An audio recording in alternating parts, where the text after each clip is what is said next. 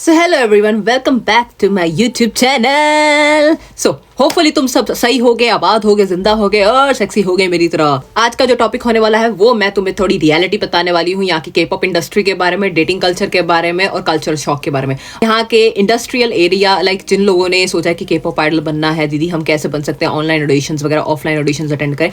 सो मैं तुम्हें एक रियलिटी यहाँ देती हूँ। जितनी भी यहाँ इंडस्ट्रीज हैं, ठीक है, बहुत रेयर इंडस्ट्रीज हैं जो यहाँ पे फॉरेनर्स को सिलेक्ट करती हैं, नहीं तो वो नहीं करते। ओके, छोटी इंडस्ट्रीज होंगी वो मोस्टली कर लेंगी, बड़ी में से भी कुछ ऐसी होंगी जो करना पसंद करेंगी, नहीं तो वो मोस्टली प्रेफर करते हैं कोरियंस। मोस्टली प्रेफर आउट ये करते हैं कि इन्हें माइनर्स चाहिए, इन्हें बच्चे चाहिए। क्योंकि मेरे कुछ ऐसे फ्रेंड्स थे जिन्होंने भी रिसेंटली ऑडिशंस दिए थे, वहाँ पे भी मोस्टली कोरियंस थे और कुछ ही फॉरेनर्स थे जिन्होंने वहाँ ऑडिशंस वगैरह दिए। वहाँ पे ये हुआ कि there was a one person, जो वहाँ पे एक बच्ची भी आई हुई थी। एंड यू नो व्हाट, जब रिजल्ट्स आउट हुए तो मोस्टली कंपनीज में उस लड़की को सिलेक्ट करा गया। इट्स नॉट अबाउट टैलेंट होगा उसमें, मैं मना नहीं कर रही हूँ। 13-14 साल की वो बच्ची थी, वो सिलेक्टेड ही इस बेसिस पे हुई थी क्योंकि वो एक माइनर थी। बाकियों में मैंने जितने भी रिजल्ट्स वगैरह चेक करे, every industry choose only Korean. उसमें से एक भी सिंगल कोई फॉरेनर पास नहीं करके गया। यू नो फॉरेनर्स के पास यहाँ टैलेंट बहुत है, ऐसी बात नहीं, क्योंकि मैंने खुद देखा है लड़कियां लड़के बहुत अच्छा गाते हैं, बहुत अच्छा डांस करते हैं। एंड इवन उन्होंने ऑडिशंस भी दिए हैं, बट इंडस्ट्रीज यहाँ पे लगी पड़ी है माइनर्स को घुसाड़ने में, फॉरेनर्स को नहीं, ये कोरियंस को चूज करने में। यार ऑलरेडी कोरियंस इतने सारे हैं, अगर किसी फॉरेनर को चूज कर लोगे तो क्या हो जाएगा, भला ही होगा। तो सब बड़ी इंडस्ट्रीज अगर आपको सिलेक्ट करती है तो ज्यादा यहाँ चांस अच्छे होते हैं, टू बी ऑनेस्ट। क्योंकि बड़ी बड़ी इंडस्ट्रीज में तुम्हें ये नहीं रहेगा कि भाई तुम्हें इन्हें कुछ वापस देना पड़ेगा, क्योंकि देखो आपका ज्यादातर खर्चा कंपनी खुद उठाती है, ठीक है, अगर वो इंडस्ट्री बड़ी हो तो।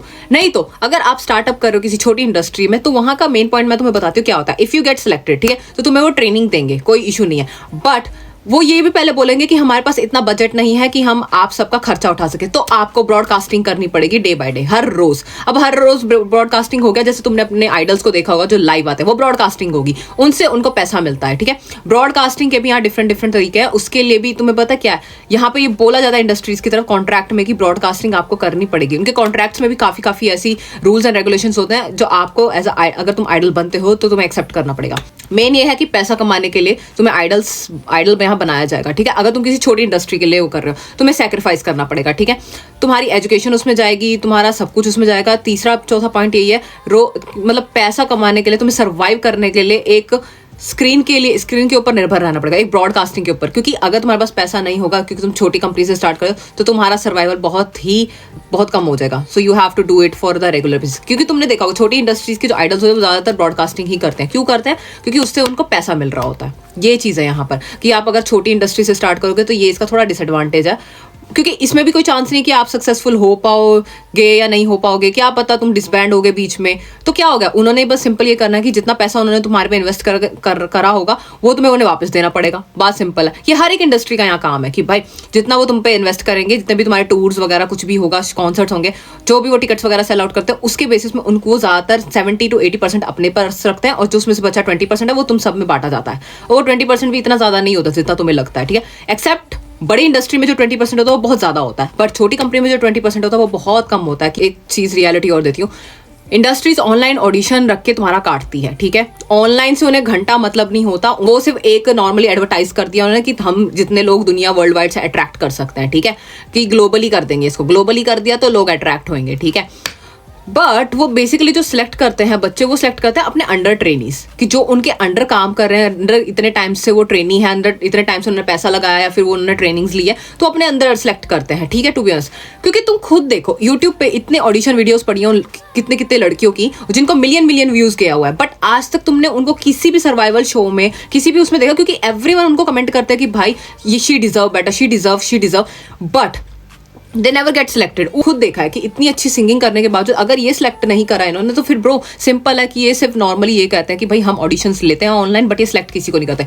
बहुत रेयर यहाँ इंडस्ट्रीज हैं जो ऑनलाइन ऑडिशंस को चेक भी करती हैं, ओके, नहीं तो वो अंडर ट्रेनिंग सिलेक्ट करते हैं। और मोस्टली उसमें भी तुमने देखा ही होगा कि वो ज्यादातर कोरियंस होते हैं, फॉरनर्स बहुत कम होंगे, ठीक है। छोटी इंडस्ट्रीज का काम थोड़ा बहुत होता है कि वो फॉरनर सेलेक्ट कर लेती है, क्योंकि उनको चाहिए होता है हाइप अप, ठीक है। अलग अलग कंट्री से लड़कियां अगर वो सिलेक्ट करेंगे तो उनको पता है कि अगर हम इन कंट्रीज को टारगेट करते हैं, इनको सेलेक्ट करके करके, तो हमें थोड़ा फायदा मिल जाएगा क्योंकि वहां से सपोर्ट मिलेगा। जैसे इंडिया हो गया, ब्राजील हो गया, यूएसए हो गया, यूके हो गया, ऐसी ऐसी कंट्रीज को टारगेट करते हैं, इनमें से बच्चे सिलेक्ट कर लेते हैं क्योंकि तुमने देखा होगा, ठीक है। इंडिया में तो बहुत ज्यादा बड़ा फैन बेस है, तो अगर ये किसी इंडियन को सिलेक्ट करेंगे तो वो सिंपल है कि उनकी एक टारगेट होता है कि एक बंदा इसमें से सिलेक्ट कर लो एंड इसके बारे में थोड़ा पब्लिसिटी कर दो तो लोग तो पागल हो जाएंगे क्योंकि इंडिया में तो ऑलरेडी इतने बच्चे भरे हुए हैं जिनको के पॉप आइडल बनना है, बट उन्हें इंडस्ट्री के बैकग्राउंड का कुछ पता ही नहीं है कि वो सिर्फ जानबूझ के इंडिया को टारगेट करते हैं क्योंकि इंडिया पॉपुलेटेड बहुत ज्यादा, लोग वहां पे के पॉप ज्यादा पसंद करते हैं बस।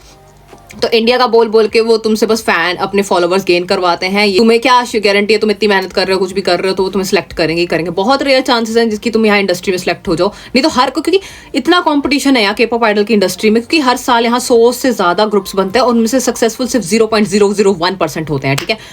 बस सिंपल इज दैट। लोगो बड़ा है तुम्हारा तो तुम अच्छे से फेमस हो जाओगे क्योंकि तुम एक बड़ी इंडस्ट्री के आइडल हो, ठीक है। अगर तुम्हारा लोगो छोटा है तो there is a lot of competition around you, तो तुम्हें उसमें हार्डवर्क करना पड़ेगा और सर्वाइव करना पड़ेगा। सर्वाइव नहीं हो पाते तो डिसबैंड हो जाओगे और उसके बाद तुम्हारे पे जितना उन्होंने खर्चा लगाया तो वो तुम्हें ज्यादातर वापस करना पड़ता है। और मैक्सिमम यहाँ पे ये भी नहीं है कि भाई 25 lakh is something for the big industry, okay. तो छोटी मोटी इंडस्ट्रीज होगी वो तुमसे 3.5 लाख मांगती है, ये मैंने देखा, ये मैंने क्या एक्सप्लोर भी करा, इसके बारे में इन्फॉर्मेशन भी कलेक्ट करी और ये चीज है ब्रो, ठीक है। मोस्टली दे प्रेफर फॉरनर, वो कहते हैं कि आप हमारी एकेडमी में ज्वाइन हो, हमारे एंटरटेनमेंट्स में ज्वाइन हो, आपको हम सब चीज सिखाएंगे। उनका मेन है कि हम आपको सब कुछ सिखाएंगे, सिखाने के बाद आपको एक सर्टिफिकेट मिलेगा, सर्टिफिकेशन के बाद हम आपको मौका देंगे वर्ल्ड वाइड इन चीज़ों में, मतलब लाइक जो भी उनका बेस होता है, मॉडलिंग हो गया, आइडल हो गया, एडवर्टाइजमेंट हो गया, शूटिंग हो गया, उस चीज़ में आपको मौका देंगे। वो यही कहते हैं कि आप हमारे अंडर आ जाओ, पैसा लगाओ और हम आपको मौका देंगे, बट उसमें कितनी % गारंटी है कि वो आपको मौका देंगे ही? फ्रॉड भी तो हो सकता है क्योंकि इंडस्ट्री, के पॉप आइडल इंडस्ट्री ऐसी यहाँ पे इंडस्ट्री जिसमें सबसे ज्यादा स्कैम होते हैं। तुम्हें पता है लीसा का केस हुआ था, मैनेजर ने उसके साथ स्कैम आउट कर लिया था, तो वही चीज है ना। ये इंडस्ट्री जितनी बड़ी और जितनी खूबसूरत दिखती है ना, उतनी अच्छी है भी नहीं भाई। इसमें आइडल्स बहुत ज्यादा पिसते हैं, उनके पास इतने कॉन्ट्रैक्ट होते हैं, लाइक कॉन्ट्रैक्ट में उनके पास डेटिंग नहीं कर सकते, तुम सोशल साइड यूज नहीं कर सकते, इवन तुम्हें वॉशरूम जाना है तो तुम मैनेजर के साथ जाओ, मैनेजर तुम्हारे वॉशरूम गेट के बाहर खड़ा रहेगा तब तक जब तक तुम बाहर ना निकल जाओ। Like they don't even have, like सांस लेने तक की उनको परमिशन नहीं होती भाई।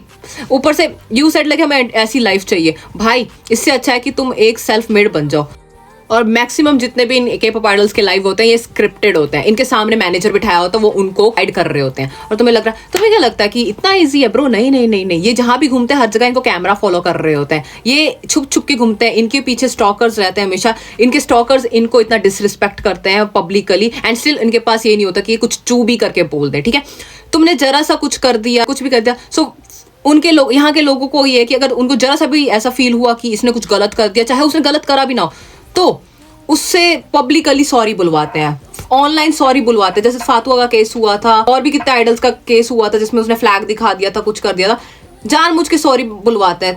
क्यों भाई इतना डिसरिस्पेक्ट क्यों? वो बेचारे एक तो इतनी मेहनत करके आए हैं, ऊपर से उनसे सॉरी बुलवा रहे हैं जिसमें उनकी कोई गलती भी नहीं है। समटाइम्स ऐसा भी होता है कि कुछ ना करके भी उनको ना उस इतनी मेहनत करने के बाद उनको ग्रुप से निकाल दिया जाता है। जैसे जी आइडल में एक मेंबर थी, उसके साथ हुआ था, उसके ऊपर एलिगेशन लगाया गया था कि उसको बुली करा गया था, वो बुली करती थी, ऐसा कुछ नहीं था।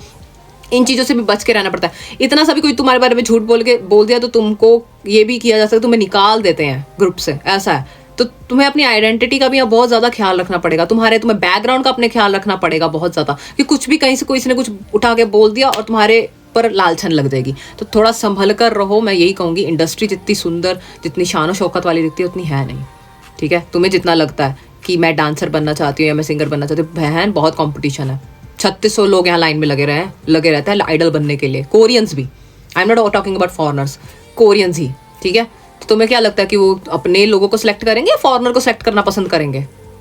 सिंपल एक क्वेश्चन का आंसर दो। और अगर तुम्हें मेरी मैनिफेस्टेशन क्लासेस के बारे में, साउथ कोरिया के बारे में कुछ जानना है, so you can DM me, मैं तुम्हें रिप्लाई दे दूंगी। Okay, bye bye.